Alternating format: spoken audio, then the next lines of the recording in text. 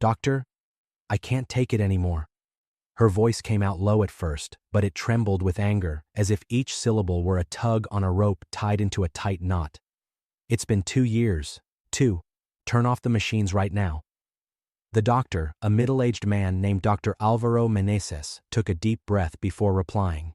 He looked at the chart, then at the patient's motionless face, and finally at the woman in front of him, Helena Duarte, whose eyes were dry, hard, without the slightest shadow of loving exhaustion. It was a different kind of exhaustion. It was urgency. "Mrs. Helena," he began, trying to keep his calm at the edge of his voice. "The tests indicate there is still brain activity. It's not a simple decision. There may still be some response." Helena took a step forward, invading his space like someone cornering another person against the wall. "I don't care!" she exploded. The echo of the sentence bounced off the window glass, the walls, the equipment. "I want the insurance. Disconnect everything now." The room seemed to get smaller. Dr. Alvaro blinked slowly, as if he needed to confirm he had heard correctly. A nurse beside him, Carla, swallowed hard and looked away toward the monitors. The air conditioner blew cold, but inside that tension burned. In the bed, connected to wires, tubes, and the relentless rhythm of the machines, was Rodrigo Duarte. Rodrigo had been in a coma for 2 years. 2 years since the motorcycle accident coming out of a poorly lit turn. The blow to his head had been severe. Traumatic brain injury, hemorrhage, emergency surgery. The word sequelae had been repeated so many times it seemed like part of his name. The doctors had been clear from the beginning. Rodrigo's chances of waking up were minimal, and even if he did wake up, nothing guaranteed he would be the same. On paper, he was a patient. In life, he was a man in his 30s with an entire story trapped inside his own body. Because there was something no one in that room could see.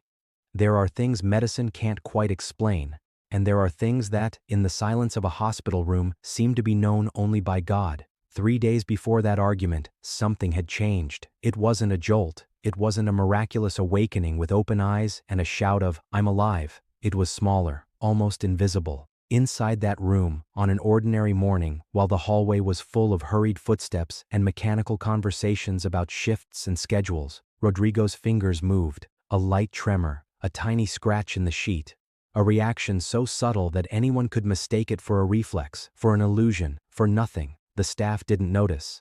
And Helena wasn't there. Helena was hardly ever there. She showed up on alternating days, sometimes with longer intervals, always in a hurry, always with a ready-made phrase. "God will act. He'll come back. I have faith." And always with her eyes more locked on her phone screen than on her husband's face. But Rodrigo heard. He heard everything around him, every loose word, every quiet laugh in the hallway, every whispered conversation beside the bed, in the kind of tone people use when they believe no one is listening. Rodrigo was trapped. His body motionless, his breathing guided, his eyes closed. But inside, there was a man there, conscious, watching his own world, like someone watching a movie he can't pause or leave. And that day, he heard everything. "I want the insurance." The sentence went into him like a cold blade. It wasn't just the meaning. It was the way she said it, the urgency, the absence of any compassion. Rodrigo had no way to turn his head, no way to lift a hand, no way to open his eyes and say that again while looking at me. But inside, his mind contracted completely, as if it were trying to stand up by sheer force. The woman he loved for 12 years wanted him to die. The woman he had worked through the night for whom he took overtime, side jobs, double shifts. The woman he bought a house for with long payments and short hope. A car, he said, was for her safety. An expensive ring he paid for in installments, proud, because he believed love had to become a concrete gesture. Rodrigo held that life up, held up that promise. And now, she wanted the end, not out of mercy, not out of pain, but for money. Rodrigo tried to move, he tried to scream, tried to stomp his foot, tried to open his eyes all at once, even if the light burned. He tried anything that would prove he was there, but his body didn't respond. It was like pushing a locked door from the inside with no handle, like falling into a well and shouting and realizing the sound itself doesn't leave your throat. On the outside, he was motionless. On the inside, he was awake. And that was the worst kind of prison, hearing your own sentence being negotiated outside, while no one imagines you understand every word. Helena kept talking, and each sentence was another piece of the mask falling away.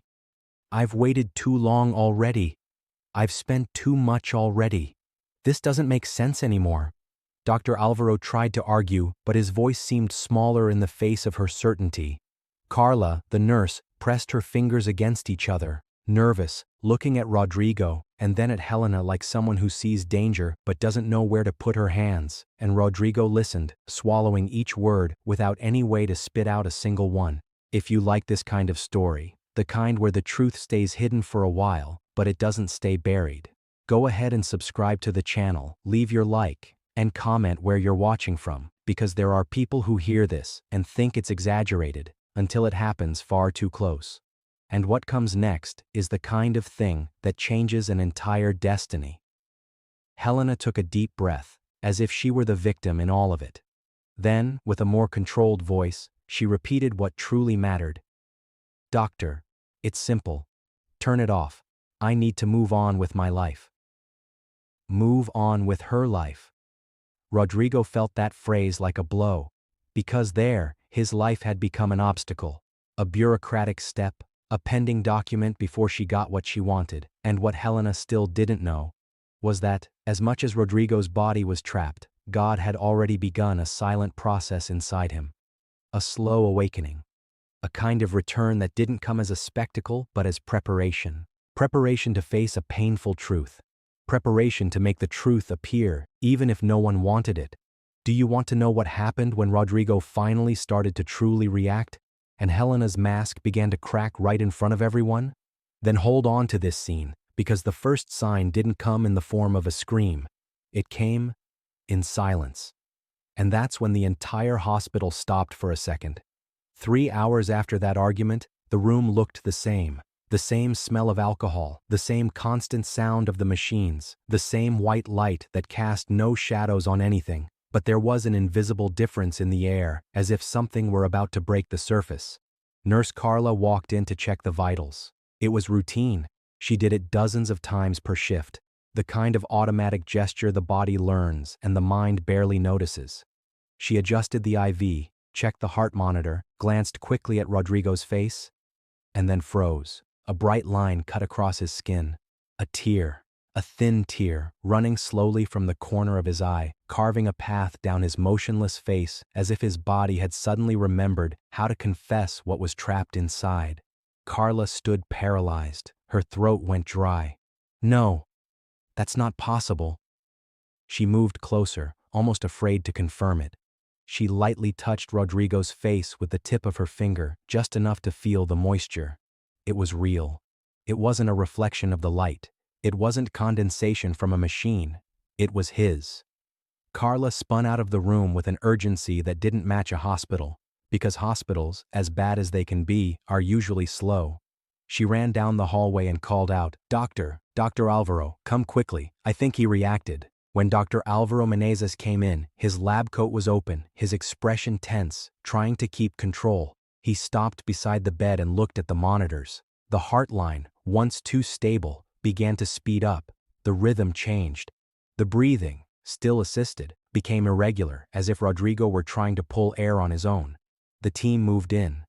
One technician checked cables, another adjusted settings, and Rodrigo, inside, felt as if he were coming back from a cold place. It wasn't, I woke up and that's it. It was as if someone were unlocking the door of an old house, one bolt at a time. And each bolt hurt. His brain, for 2 years trapped in a mute body, seemed to be pushing the world with force. Dr. Alvaro leaned in, speaking close to Rodrigo's ear with a mix of science and hope in his voice. Rodrigo, if you can hear me, try to give me some sign. Any sign. Inside, Rodrigo wanted to scream.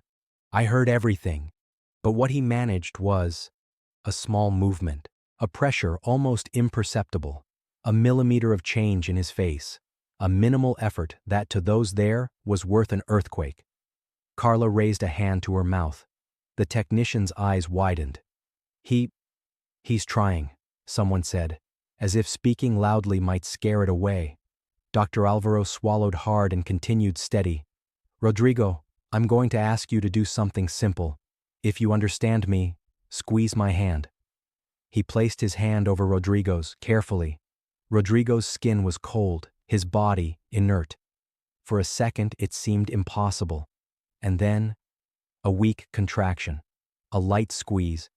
But it was a squeeze. The entire room froze, as if even the air had stopped to watch. My God, Carla whispered. Dr. Alvaro felt his throat tighten. It wasn't just medical joy, it was respect. It was like seeing someone come back from a place most never return from. He called for more people, asked for adjustments, asked for calm, asked for silence. Hospitals run on noise, but in that moment, silence was almost a ritual. And it was in that silence that Rodrigo felt the first thing that was truly his after 2 years. The desire to open his eyes. He tried, his eyelid trembled like a heavy door that hadn't been used in a long time. He tried again, and then, his eyes opened. The light burned. Rodrigo groaned inside as if someone had poured fire into his vision. The hospital brightness showed no mercy, and the world, which he had only heard, suddenly had shape, color, distance. He tried to speak. His throat was a desert. His mouth seemed not to obey. Dr. Alvaro moved closer, his voice low so as not to startle him. Easy. Slowly. You can do it. Rodrigo pulled in air with effort as if he were learning to breathe again. And in a broken voice, only one word came out, weak, scraped, but alive. Water. Carla was already moving, grabbing a moistened swab, wetting his mouth carefully. The doctor smiled without realizing it, because that word was the signature of a slow miracle. He was there. Dr. Alvaro looked at Rodrigo as one looks at someone who returned from a dark place holding a small flashlight. Rodrigo, were you hearing? He asked, in a mix of astonishment and fear of what the answer might be. Rodrigo blinked once. Yes, a confirmation so simple and so absurd that made the doctor's spine prickle. Because if Rodrigo had been hearing, then that room wasn't just a place of healing, it was a place of confession. Dr. Alvaro took a deep breath, changing his tone. I'm going to ask you another question. Do you know who's coming to see you? And do you understand everything that's happening? Rodrigo blinked again. Yes. Nurse Carla looked away, as if the whole hospital had suddenly grown heavier.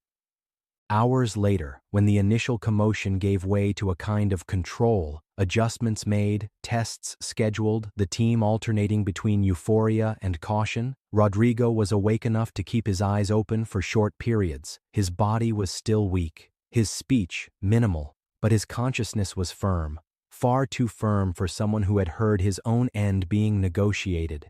That's when the hallway announced, with the sound of heels and expensive perfume arriving before the person, that Helena was there. She entered the floor with a rehearsed face, a ready smile, like someone who knew exactly what role she was about to play. In her hand, an elegant purse.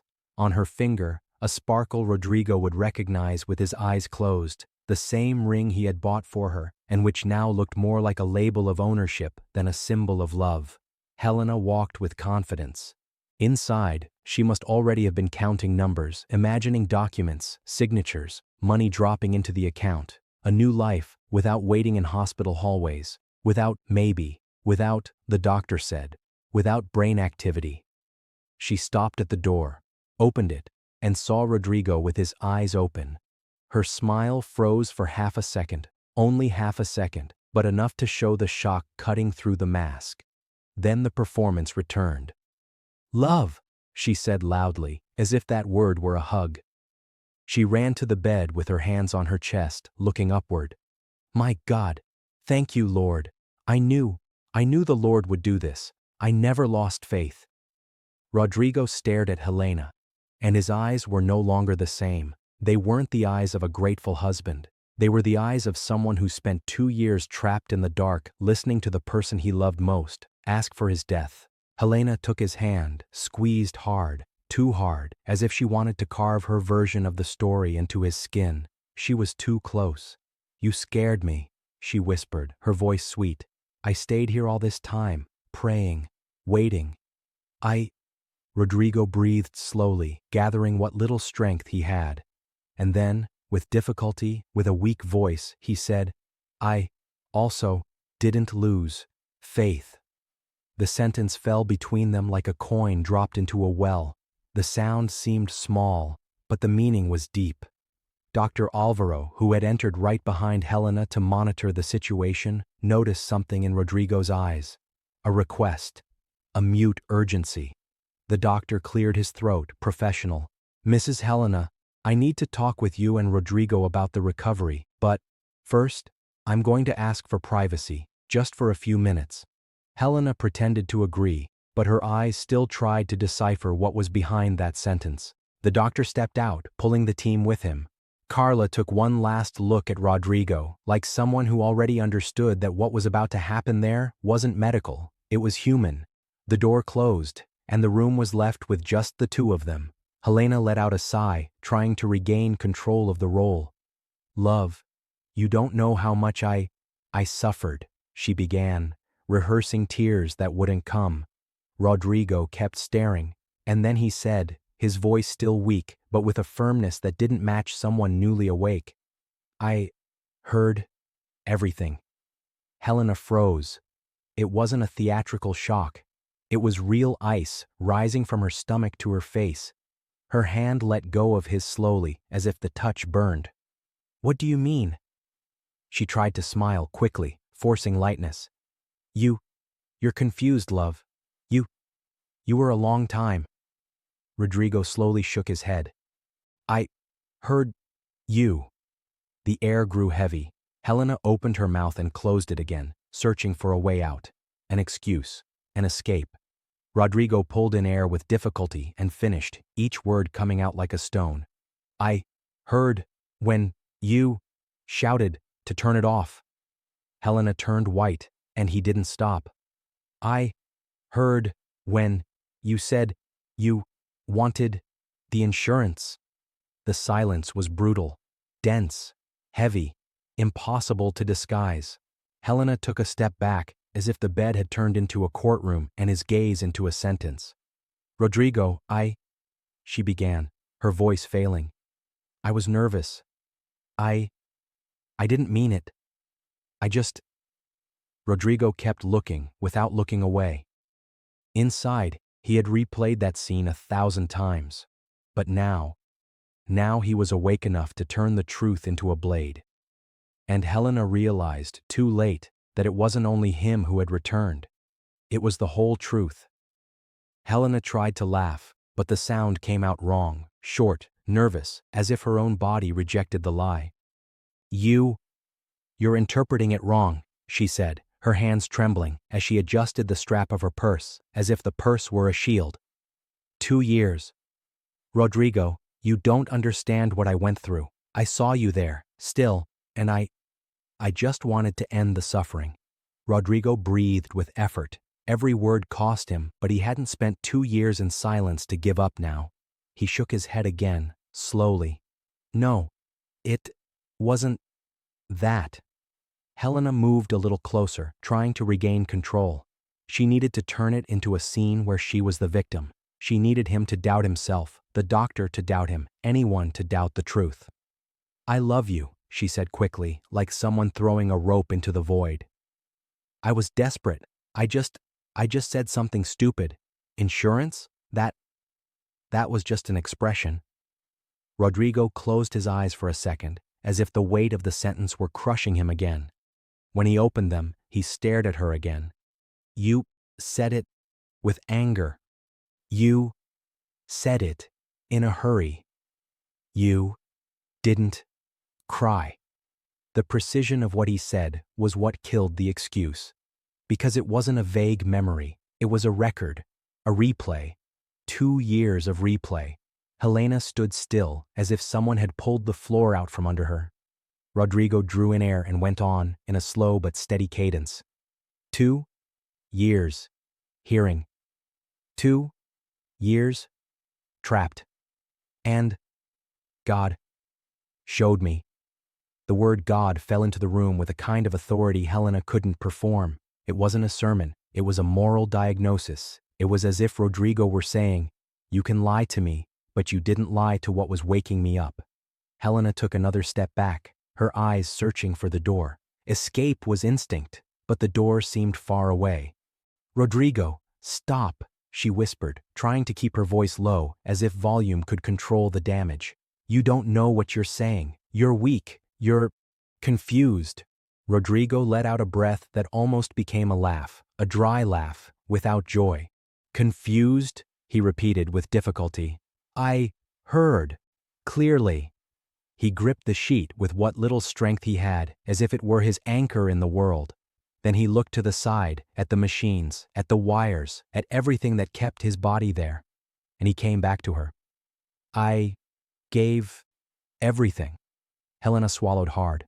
Rodrigo continued. "House, car, ring, work, night, day.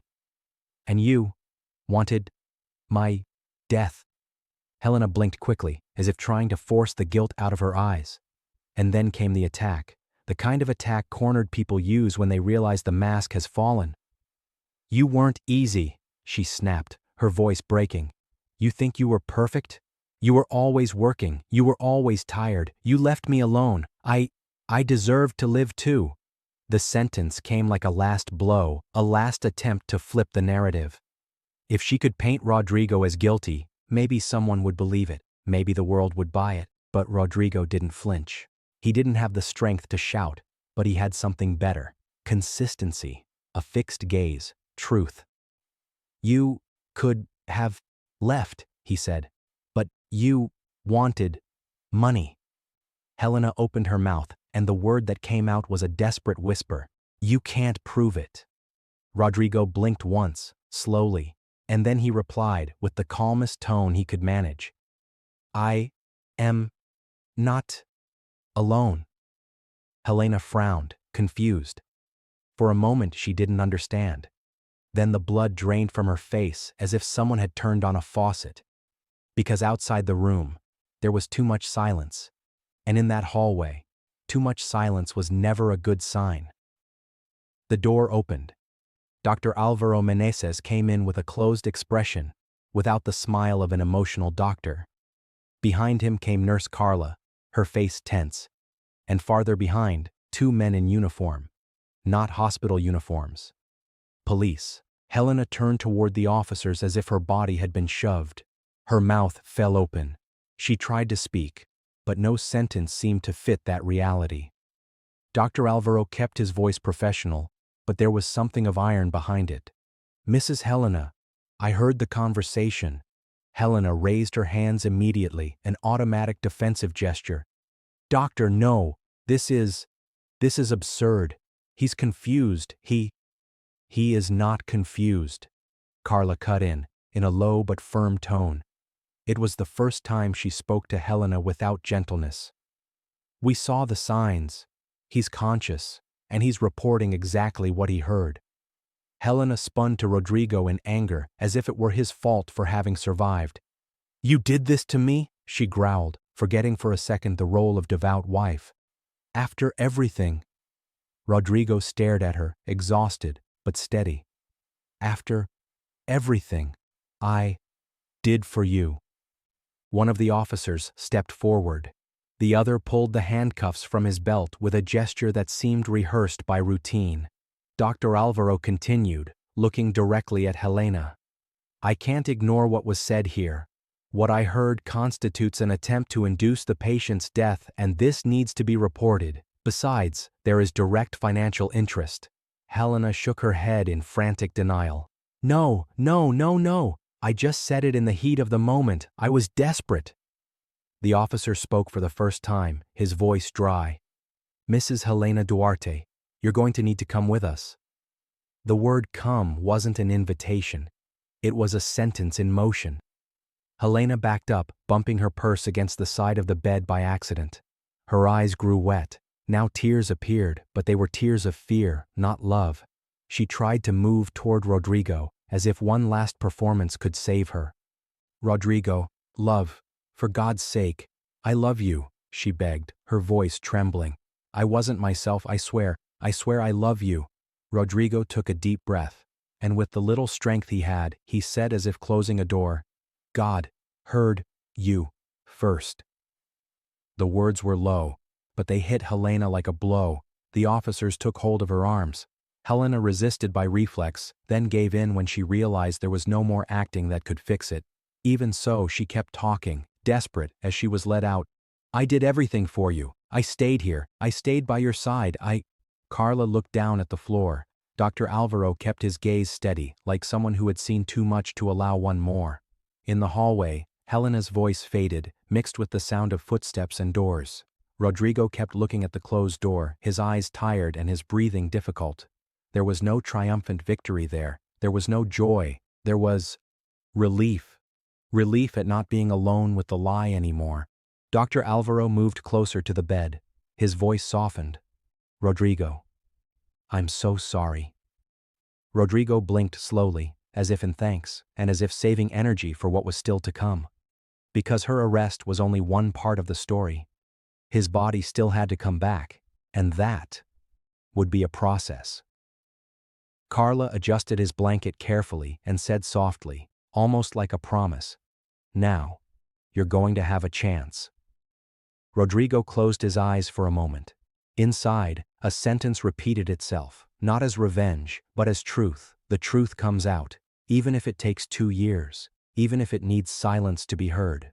The weeks that followed didn't have a soundtrack of victory. There were no quick cuts, no magical twist. There was physical therapy, there was pain. There were nights when Rodrigo Duarte woke up startled by his own body, as if he were still trapped. Because in a way, he was. Only now, the prison was different. It wasn't silence imposed by a machine. It was his body learning to obey again. Dr. Alvaro Menezes was honest from the very first day.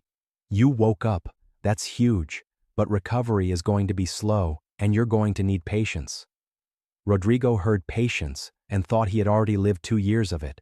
But there he understood something else. There is a kind of patience that is passive, and another that is daily struggle, and that daily struggle was what was beginning. At first he could only move his fingers with any firmness. Then came the wrist, then the arm. The leg took longer, as if his body wanted to test whether he was truly back. Speech was an exercise in silent humiliation, short sentences, dragged words, his tongue stumbling. And even so, each step forward carried the weight of a door opening. Carla, the nurse, showed up almost always on her shift and said simple things, the kind that hold a person in the world. Today was better than yesterday. You're coming back. Don't give up. Rodrigo didn't talk much, but his eyes did. And while his body came back, justice moved the way justice moves, slowly, with paperwork, protocol, and people trying to bend reality. Helena Duarte no longer had the room as her stage. Now the stage was another, a police station, a statement, a lawyer, versions. At first, she tried to keep the character going. She said it was desperation. She said it was pressure. She said she loved her husband and that she would never do anything against him. The phrase, "I never lost faith," even appeared in her statement, as if faith were a document. But the faith Helena used was makeup, and makeup doesn't hold up when the light is too strong. The prosecution requested a formal investigation. There was direct financial interest, Rodrigo's life insurance, tied to a contract she knew far too well. And when they started looking at the details, some pieces became too clear to be coincidence. Dr. Alvaro gave a statement about what he heard. Carla confirmed Rodrigo's state of consciousness and the moment he began to react. The hospital had records of visits, times, Helena's requests, repeated insistence to end life support. None of that alone was a ready-made movie, but together, it formed a picture. And there was something that wasn't on paper, but that carried weight. The coldness. Rodrigo learned, days later, that Helena was led out in handcuffs screaming that she loved him. That looped in his mind for hours, not out of longing, but out of shock. How can someone say, "I love you," and "I want the insurance," with the same mouth? He didn't have an immediate answer. He only had certainty. Certainty that the truth doesn't need haste. It just needs space to breathe. When Rodrigo finally left the hospital, he didn't walk steadily like a soap opera hero. He went slowly, supported. One step, a pause, another step. The world outside felt too big, too loud, too full. The sun hit his face, and for an instant, he closed his eyes. 2 years without truly seeing the sky. Dr. Alvaro walked him to the door. Carla did too. There was in their eyes the kind of satisfaction that isn't euphoria, it's honor. They saw someone return from silence. "Take it slow," the doctor said. Rodrigo nodded and answered in a voice still weak, but more whole than before. "I will." From that point on, his life would be reconstruction. And reconstruction is work no one does alone. Rodrigo went to live with his brother, Marcos Duarte, for a while. Marcos was the kind of man who didn't talk much about emotion, but who showed up with ready food, medicine on time, and respectful silence when Rodrigo got stuck in the middle of a sentence. At first, Rodrigo would wake up in the middle of the night to the imaginary sound of monitors. Sometimes he would stand still, staring at his own hand, as if he still needed to prove it moved because he commanded it, not because some machine allowed it. And every time his memory returned to the phrase, "I want the insurance," he took a deep breath and remembered what had held him up in there. It wasn't hate. It was a simple, hard idea. The truth always arrives. Not always the way we wanted, not always fast, but it arrives. Rodrigo didn't talk about God like someone using it to win an argument. He spoke like someone who survived in the dark, holding on to a small certainty, as if faith were the thread that kept his mind from falling all the way apart. Because there was one detail he didn't tell anyone at the hospital, but that he had known from inside. What kept him whole wasn't only the desire to unmask Helena. It was the need not to let his own soul rot in silence. He could have turned to stone on the inside. He could have become pure anger. He could have come back into the world wanting only to punish. But when he opened his eyes and saw Helena pretending faith, he understood something that hurt more than the betrayal. There are people who use God as a shield, and there are people who go through pain and find God as truth. And that changed how he reacted. It wasn't revenge, it was justice. Justice is different. Justice doesn't shout. Justice doesn't need to humiliate. Justice simply sets the truth on its feet, face to face, and lets it speak. Months later, Rodrigo was able to walk alone for short distances. His speech improved, his coordination returned little by little, and with each piece of autonomy he regained, a feeling grew. He had been heard, even when no one knew, even when they thought he wasn't there. Today, Rodrigo lives with a certainty that didn't come from a book or a pretty phrase. It came from experience.